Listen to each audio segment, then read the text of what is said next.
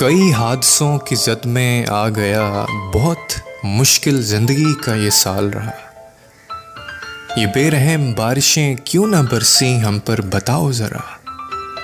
ना कोई हम दर्द है अब और ना ही कोई इंसान रहा। खुदा से जुदाई में छुपे थे सारे जवाबात। सफर तो कर लिया तय मगर अधूरा मंजिल का सवाल रहा।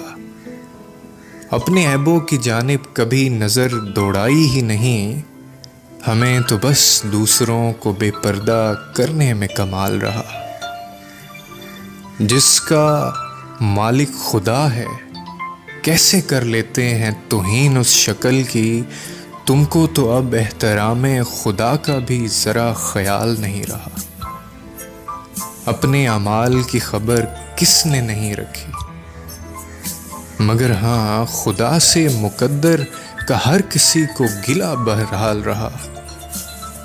खुद को और खुदा को खोकर जिंदगी कुछ यूं बसर की है कि दूसरों को भी तड़पाया और खुद का दिल भी न ढाल रहा।